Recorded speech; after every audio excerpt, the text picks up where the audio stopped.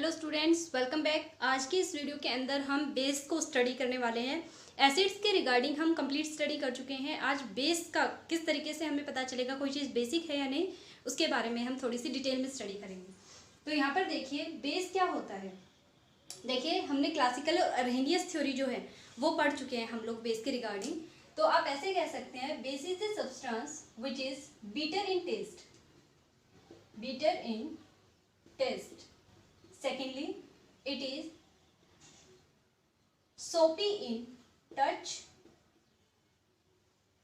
यानी कि ऐसे सब्सटेंस जो बीटर टेस्ट के होंगे, कड़े होंगे, टेस्ट करने पर हमें जो उनका टेस्ट है वो कैसा लगेगा, कड़ा लगेगा, वो बेस होंगे। सेकेंडली, अगर आप उन्हें टच करके देखेंगे और इस तरीके से रब करके फील करके देखेंगे तो वो सोपी टच के, जिस तरीके से साबुन लग जाता है ना हाथ पे तब स्लिपरी नेस आ जाती है, सेम उसी तरीके से सोपी टच होता है जो बेस होते हैं उनके। थर्ड जो पॉइंट है वो आपको बताया गया था कि ऐसे compound which gives OH negative ions, उन्हें भी हम क्या कहते हैं, बेस कहते हैं। ऐसे कंपाउंड जो OH नेगेटिव आयंस को देंगे उन्हें भी हम क्या कहेंगे, बेस कहेंगे।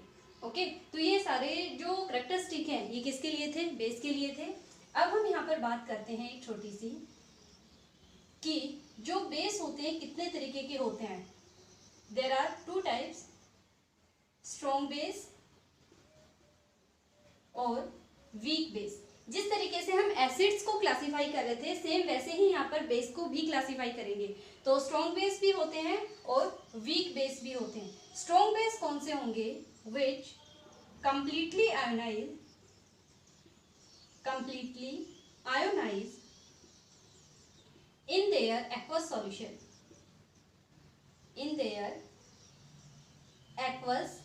solution, यानी ऐसे कंपाउंड, ऐसे बेसिक सब्सटेंसेस जो एक्वस सॉल्यूशन बनाने पर, पानी के साथ उनका सॉल्यूशन बनाने पर कंप्लीटली आयोनाइज हो जाएंगे, उन्हें हम क्या कहेंगे, स्ट्रॉन्ग बेस कहेंगे। फॉर एग्जांपल NaOH, जैसे ही हम इसका एक्वस सॉल्यूशन बनाएंगे इन प्रेजेंस ऑफ वाटर, से एक्वस कंडीशन में लेके चलेंगे तो ये कन्वर्ट हो जाएगा Na पॉजिटिव और OH नेगेटिव के अंदर। यानी ये डिसोसिएट हुआ Na पॉजिटिव आयन और OH नेगेटिव आयन के अंदर। तो OH नेगेटिव आयन देते ही तो पता चल गया कि ये कंपाउंड कैसा था, बेसिक नेचर का था। इसी तरीके से अगर हम यहाँ पर ले KOH तो भी ये क्या बना देगा, K पॉजिटिव OH नेगेटिव, तो ये भी बेसिक है। तो कंप्लीटली आयनाइजेशन जो कंपाउंड शो कर देंगे, ऐसे बेसिक कंपाउंड जो कंप्लीट आयनाइजेशन शो करेंगे उनके एक्वस सॉल्यूशन बनाने पर, उन्हें हम क्या कहेंगे, स्ट्रॉन्ग बेस। ये भी कोरोसिव नेचर के होते हैं, हार्मफुल होते हैं। अगर गलती से हमारे हाथ पर गिर गए काम करते हुए, लैब में जब काम कर रहे हैं उस टाइम पे, या किसी कपड़े बुक वगैरह के ऊपर गिर जाते हैं तो ये हार्मफुल रहेंगे। इट मीन्स कोरोसिव नेचर के होते हैं, ये भी बर्निंग इफेक्ट कॉज करेंगे। इनका जो बेसिक काम होता है वो क्या रहता है कि जिस भी चीज़ के ऊपर ये गिरते हैं वहाँ से मॉइस्चर को एब्जॉर्ब कर लेते हैं, और मॉइस्चर को एब्जॉर्ब करने के बाद क्या करेंगे, उस चीज़ के अंदर बर्निंग इफेक्ट शो करना शुरू कर देते हैं। इसके बाद बात करते हैं हम वीक बेस। वीक बेस क्या होंगे, which these are those compounds which do not completely ionise in their aqueous solution। यानी ऐसे कंपाउंड, ऐसे बेसिक कंपाउंड जो एक्वस सॉल्यूशन बनाने पर, एक्वस पानी के अंदर डिसोल्व करने के बाद भी वो क्या करेंगे, कंप्लीटली आयोनाइज नहीं होंगे, उन्हें हम क्या कहेंगे, वीक बेस कहेंगे। फॉर एग्जांपल NH4OH, ये क्या करते हैं, ये NH4 पॉजिटिव और OH नेगेटिव आयन देते तो हैं तो बेसिक, क्योंकि OH नेगेटिव आयन दे रहे हैं। लेकिन ये क्या करेगा, जैसे ही इन आयंस की कंसंट्रेशन थोड़ी सी ज़्यादा होगी तुरंत इस रिएक्शन को बैकवर्ड डायरेक्शन के अंदर लेके जाएगा और दोबारा से क्या करेगा, NH4OH को बनाना शुरू कर देगा। और NH4OH जो है ये तो हमें चाहिए ही नहीं, हम क्या चाहते हैं कि ये आयोनाइज हो जाए ताकि इसकी जो बेसिक प्रॉपर्टी है वो उभर के सामने आए। लेकिन ये क्या कर रहा है, वीक बेस होने की वजह से जितना ये फॉरवर्ड डायरेक्शन के अंदर जा रहा है उतना ही क्या करेगा, बाद में जैसे ही इसकी कंसंट्रेशन ज़्यादा होगी इन दोनों आयंस की, ये बैकवर्ड डायरेक्शन के अंदर जाना शुरू कर देगा और क्या बना देगा, बेस बना देगा दोबारा से, जो कि हमें चाहिए नहीं था, ये तो हमने लिया ही था। तो ये जो सिंबल होता है ये डायनेमिक इक्विलिब्रियम को शो करता है। इक्विलिब्रियम को शो करेगा। ये जो साइन है इसका मतलब क्या है कि रिएक्शन ने एक डायनेमिक इक्विलिब्रियम अटेन कर लिया। जितनी रिएक्शन फॉरवर्ड डायरेक्शन के अंदर जा रही है उतनी ही वहाँ से बैकवर्ड डायरेक्शन के अंदर भी आ रही है। देखने में ऐसा लगेगा कि ना तो फॉरवर्ड रिएक्शन हो रही है ना ही बैकवर्ड रिएक्शन हो रही है, बट एक्चुअल में क्या होता है कि रिएक्शन हमारी कंटिन्यूस चल रही होती है। तो ये वीक बेस होता है। इसके अलावा आप इसे इस तरीके से भी देख सकते हैं कि लिटमस टेस्ट अगर हम करें तो भी पता कर सकते हैं कि गिवन कंपाउंड एसिडिक है या फिर बेसिक। क्या करना है, लिटमस पेपर लेना है हमें, लिटमस पेपर, और ये किसका बना हुआ होता है, लाइकन का। ठीक है, लाइकन्स के बने हुए होते हैं ये। हम क्या करेंगे, रेड कलर का लिटमस पेपर लेंगे, ठीक है, और क्या करेंगे, उसे बेस के अंदर डिप करेंगे और ये किस में कन्वर्ट हो जाएगा, ब्लू कलर के अंदर।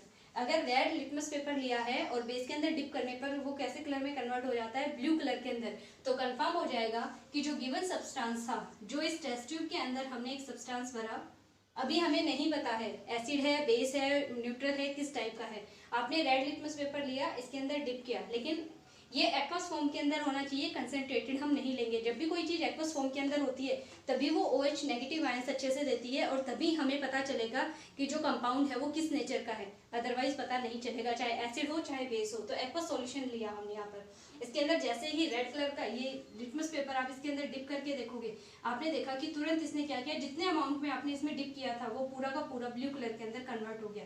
तो इस चीज़ से क्या कंफर्म हुआ कि ये जो सब्सटेंस इसके अंदर लिया था ये क्या था, बेसिक नेचर का था, बेस था कोई। ओके, तो इसका डिटेक्शन टेस्ट होता है। साथ ही साथ जो बेस होते हैं ना, इनकी एक और खास प्रॉपर्टी होती है।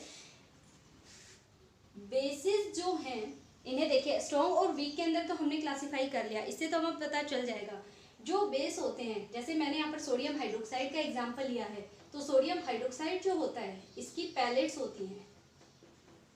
पैलेट्स कैसी, इस तरीके से आप देखना लैब में जाके कभी देखोगे तो इस तरीके से इसकी गोलियां सी होती हैं, ठीक है, इलेप्टिकल इस तरीके की गोलियां सी होती है। जब भी आप उस कंटेनर को ओपन करेंगे तो व्हाइट कलर की पैलेट्स मिलेंगी आपको, ठीक है। और हमें जब भी सॉल्यूशन बनाना होता है टेस्ट ट्यूब के अंदर या फिर बीकर के अंदर, हम क्या करेंगे, इसके अंदर वाटर लेंगे, इसमें से जितना भी कंसंट्रेटेड करना है एक पैलेट डाल दो या फिर 2 पैलेट डाल देंगे, और ये बेसिक नेचर का क्या बना देगा, NaOH सॉल्यूशन बन जाएगा। कौन सा सॉल्यूशन बनेगा, NaOH का सॉल्यूशन बन जाएगा जब भी आप वाटर के अंदर आप इन पैलेट्स को ऐड करना शुरू करेंगे तब। एक्चुअल में होता क्या है कि जैसे ही पैलेट्स इसके अंदर डालते हैं, जो रिएक्शन होती है वो किस नेचर की होती है, एक्सोथर्मिक। एक्सोथर्मिक रिएक्शन होगी। एक्सोथर्मिक रिएक्शंस कौन सी होती हैं, ये वो रिएक्शन होती हैं जिन्हें जब भी प्रोसीड करवाया जाता है, जब भी हम कोई सॉल्यूशन बना रहे हैं या फिर कोई रिएक्शन हो रही है और उस टाइम पे अगर हीट एनर्जी रिलीज होती है तो वो रिएक्शन किस नेचर की होती है, एक्सोथर्मिक नेचर की होती है। तो यहाँ पर आप देखना, इस टेस्ट ट्यूब के अंदर जैसे ही सोडियम हाइड्रोक्साइड की पैलेट्स डालोगे, आपने मान लो ये टेस्ट ट्यूब है, आपने इस तरीके से पकड़ी हुई है, आपने पैलेट्स डाल दी, इसमें वाटर पहले से था, तो आप इस तरीके से टच करके फील करेंगे ना, तो आपको ये टेस्ट ट्यूब बहुत ही ज़्यादा गर्म हुई फील होगी। तो इसका मतलब क्या है कि जो रिएक्शन इसके अंदर टेस्ट ट्यूब के अंदर हो रही है उसके अंदर से हीट एनर्जी बाहर सप्लाई हो रही है, बहुत ज़्यादा अमाउंट में हीट एनर्जी निकल रही है, तो ये रिएक्शन किस नेचर की होगी, एक्सोथर्मिक नेचर की होती है। कई बार इतना गर्म हो जाता है कि आप इस तरीके से टच करके नहीं देख पाएंगे उसे, बहुत ज़्यादा जो हॉटनेस है, डिग्री ऑफ हॉटनेस आपको फील होगी, तो ये एक्सोथर्मिक नेचर की होती है। दूसरा, मान लो आज आप लैब में गए, आपने कोई एक्सपेरिमेंट करना था जिसके अंदर हमें सोडियम हाइड्रोक्साइड की पैलेट्स की जरूरत थी, हमें सोडियम हाइड्रोक्साइड का बेसिक सॉल्यूशन बनाना था। आपने उस कंटेनर में से, जो भी इसका बॉक्स होता है, व्हाइट कलर का प्लास्टिक का एक बॉक्स होता है जिसके अंदर ये पैलेट्स होती हैं, आपने उसमें से निकाला स्पैचुला की हेल्प से और आपने सॉल्यूशन बना लिया। इन केस आपने गलती से उस डब्बे को खुला छोड़ दिया, आप उसे एयर टाइट बंद करना भूल गए और आपने खुला छोड़ दिया, तो नेक्स्ट डे जब आप जाकर देखेंगे तो वो आपको कैसा मिलेगा, वो लिक्विफाई हो जाएगा, पिघल जाएंगी वो सारी पैलेट्स जो होती है, उसके बाद वो दोबारा पैलेट फॉर्म के अंदर नहीं आएंगी। ऐसा क्यों होता है, ऐसा इसलिए होता है कि जो NaOH होता है, जो बहुत सारे कंपाउंड ऐसे होते हैं जो कई जगह तो आपको एक वर्ड लिखा मिलेगा हाइग्रोस्कोपिक और कई जगह लिखा मिलेगा डेलिक्वेसेंट। हाइग्रोस्कोपिक या फिर डेलिक्वेसेंट, इसका मतलब क्या होता है ये समझे आप। इसका मतलब होता है कि अगर कुछ कंपाउंड ऐसे होते हैं जो जैसे ही मॉइस्चर के कांटेक्ट में आते हैं या जिन्हें हम खुला छोड़ देते हैं तो वो अपनी सराउंडिंग से जितने भी अमाउंट में वाटर उन्हें मिलता है, ठीक है, जो भी मॉइस्चर मिलता है, वाटर ड्रॉपलेट्स मिलती हैं, उन्हें एब्जॉर्ब करना शुरू कर देता है और एब्जॉर्ब करके क्या करेगा, वो पिघलना शुरू कर देगा, लिक्विफाई होना शुरू कर देगा। और इस वजह से क्या होता है, इसकी जो ओरिजिनल स्ट्रक्चर होती है पैलेट्स वाली वो डिस्ट्रॉय हो जाती है और वो लिक्विफाई हो जाता है पूरा। हालांकि उसकी प्रॉपर्टी लॉस नहीं होंगी, रहेगा वो बेसिक नेचर का ही, लेकिन अब वो सॉलिड फॉर्म के अंदर प्रेजेंट नहीं रहेगा, वो लिक्विफाई हो जाएगा। ओके, तो ये हाइग्रोस्कोपिक और डेलिक्वेसेंट नेचर का होता है। इसमें भी इन दोनों टर्म्स के अंदर भी लिटिल डिफरेंस होता है, ये अभी आपको नहीं बताया जाएगा, फर्दर हायर क्लासेस में होंगे तब बताएंगे। तो इसकी ये आदत होती है कि ये मॉइस्चर को एब्जॉर्ब कर लेता है जहाँ से भी मिलता है और खुद को क्या करेगा, लिक्विफाई करवाना स्टार्ट करवा देता है। तो ये इसकी अच्छी प्रॉपर्टी नहीं है, क्योंकि अगर गलती से हमने ये डब्बा खुला छोड़ दिया या फिर आपने ठीक से टाइट बंद नहीं किया तो क्या होता है कि पूरा जो आपका सोडियम हाइड्रोक्साइड का बॉक्स होता है, जितना भी अमाउंट में केमिकल प्रेजेंट होता है वो वेस्ट हो जाता है और हम ऐसा चाहते नहीं है कि कोई भी केमिकल खराब हो। तो ये इसकी एक ड्रॉबैक भी होती है। तो ये कंप्लीट आपके बेस के बारे में था, आप इसे पढ़ें, इसके बारे में नोट्स बनाएंगे। देखिए यहाँ पर वैसे तो मैं लिख देती हूँ, जो बातें बोलती हूँ उसमें से अगर 100% नहीं तो एटलीस्ट 50% बातें आपको एब्जॉर्ब करनी पड़ेंगी और अपने नोट्स के अंदर इंक्लूड करनी पड़ेंगी। ओके, तो यहाँ पर मैंने आपको कुछ एक टर्म्स बताई हैं, हाइग्रोस्कोपिक हो गई, चलो ये रिएक्शंस जो हैं एक्सोथर्मिक और एंडोथर्मिक, ये मैं आपको एक बार और बता देती हूँ इसी के अंदर। देखिए रिएक्शंस जो होती हैं, कौन सी, केमिकल रिएक्शंस, ये दो तरीके की होती हैं। जब भी केमिकल्स आपस में कंबाइन होके, दो या दो से ज्यादा केमिकल आपस में कंबाइन होके ए वैरायटी ऑफ प्रोडक्ट्स बनाते हैं तो उसे हम क्या कहते हैं, केमिकल रिएक्शन कहते हैं। जैसे मान लो A प्लस बी आपस में कंबाइन हुए और इन्होंने क्या बना दिया, C प्लस डी बना दिया, तो ये तो क्या था, रिएक्टेंट, और ये क्या था, प्रोडक्ट। ओके, ये हमारी सबसे बेसिक जो नीड होती है वो है रिएक्टेंट और प्रोडक्ट की, कि जो रिएक्टेंट होता है वो एरो मार्क के हमेशा टेल साइड में लिखा जाता है और जो प्रोडक्ट होता है वो एरो मार्क का जहाँ हेड पार्ट होता है उस साइड लिखा जाता है।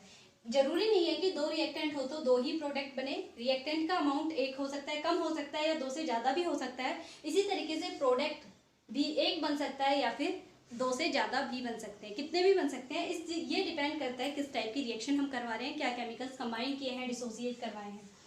जब भी हम किसी केमिकल रिएक्शन को स्टडी करते हैं तो उसके अंदर दो पार्ट होते हैं, कौन कौन से, एक तो होता है रिएक्टेंट और दूसरा क्या होता है, प्रोडक्ट।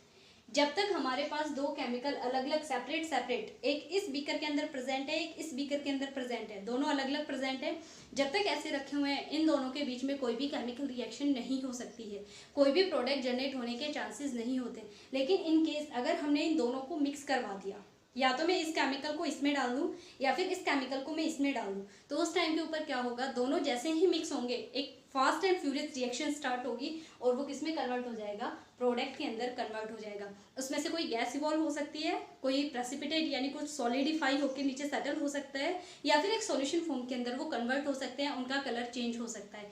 ये कंप्लीट किसके बारे में है, रिएक्शंस के बारे में है। रिएक्टेंट तब प्रोडक्ट में कन्वर्ट हो जाएगा।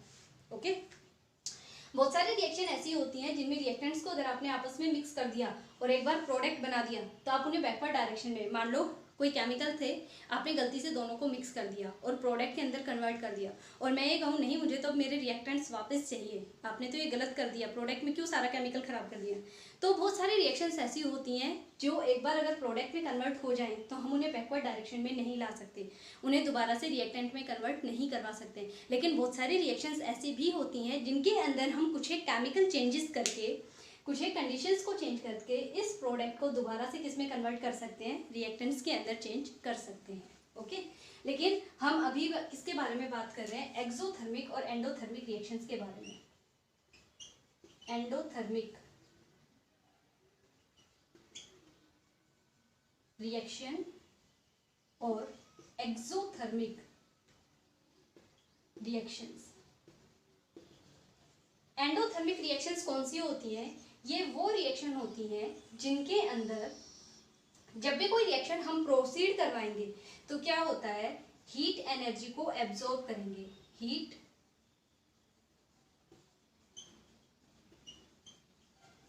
यानी हमें हीट एनर्जी की सप्लाई करनी पड़ेगी, हीट एनर्जी को ये क्या करेंगे, एब्जॉर्ब कर लेंगे। उस टाइम पे हमारी रिएक्शन कैसी होगी, एंडोथर्मिक नेचर की होगी।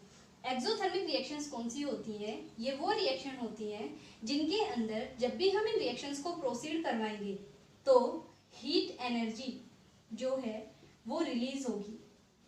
क्या होगा, हीट एनर्जी रिलीज होगी, यानी हीट बहुत ज्यादा अमाउंट में निकलेगी। जैसे देखिए एक कॉमन सा एग्जांपल लेते हैं, कार्बन है, ठीक है, जैसे आप लकड़ी को जला रहे हो, कागज को जला रहे हो, तो वो सब किसके कंपाउंड होते हैं, कार्बन के बने हुए होते हैं, उनमें बहुत ज्यादा अमाउंट में कार्बन प्रेजेंट रहता है। और जब आप उसे जला रहे हैं, इसका मतलब क्या कर रहे हैं, ऑक्सीजन की प्रेजेंस में ही बर्न करेंगे, बर्निंग प्रोसेस शुरू हो जाएगी। तो कौन सी गैस इवॉल्व आउट होती है, यहाँ पर CO2 गैस इवॉल्व होती है। पर क्या सिर्फ CO2 गैस ही इवॉल्व होती है, अगर मान लो आप लकड़ियाँ जला रहे हो तो उससे हीटिंग इफेक्ट भी तो आता है ना। अगर मान लो यहाँ पर आप लकड़ियाँ वगैरह जला रहे हो तो उससे लाइट एनर्जी भी जनरेट होगी, हीटिंग इफेक्ट भी जनरेट होगा, यानी जो हीट है वो भी हमें फील होगी, गर्मी लगने लग जाएगी और CO2 गैस भी बनेगी। इसका मतलब क्या है, ये रिएक्शन किस तरीके की है, एक्सोथर्मिक रिएक्शन है। इसमें क्या होगी, साथ में हीट भी प्रोड्यूस होती है बहुत ज़्यादा अमाउंट के अंदर। तो ये किस तरीके की है, हीट एनर्जी रिलीज हो रही है, तो एक्सोथर्मिक नेचर की रिएक्शन है ये। ओके, तो इस टाइप की रिएक्शन जो जब प्रोसीड होती हैं और उनमें से हीट एनर्जी रिलीज होती है तो उन्हें हम क्या कहते हैं, एक्सोथर्मिक रिएक्शन। सेम इसी तरीके से वो रिएक्शन जिनके अंदर रिएक्टेंट साइड में हमें हीट देनी पड़ती है उन्हें प्रोसीड करवाने के लिए, खुद से वो रिएक्ट नहीं करती, अगर हम उनको हीट देंगे तो ही वो प्रोडक्ट के अंदर कन्वर्ट होंगी, उन्हें हम क्या कह देते हैं, एंडोथर्मिक रिएक्शन कहते हैं। तो यहाँ पर जो मैंने सोडियम हाइड्रोक्साइड का एग्जांपल दिया था कि जो वाटर के अंदर हम उसका सॉल्यूशन बनाना है तो वो भी कैसी होती है, एक्सोथर्मिक रिएक्शन होती है, हीट एनर्जी उसमें से इवॉल्व आउट होती है, ठीक है। और बहुत सारी रिएक्शन ऐसी होती हैं जो ठंडे पानी के अंदर प्रोसीड नहीं होती, हम क्या करते हैं, उसे हीटिंग इफेक्ट देना पड़ता है, उसे गर्म करते हैं, तब जाके जो कंपाउंड होता है वो उसमें डिजोल्व होता है, रेट ऑफ डिजोल्यूशन शो करता है, तो वो एंडोथर्मिक रिएक्शंस होती है। उनके लिए हमें हीट एनर्जी की सप्लाई करनी पड़ेगी, खुद से देनी पड़ेगी एनर्जी, तब जाके वो रिएक्शन प्रोसीड होंगी। तो ये दो टाइप की आपकी रिएक्शंस होती हैं, एंडोथर्मिक और एक्सोथर्मिक। आई होप आप इनमें डिफ्रेंशिएट कर पाएंगे। आज के लिए इतना ही, नेक्स्ट वीडियो के अंदर मिलेंगे नए टॉपिक के साथ।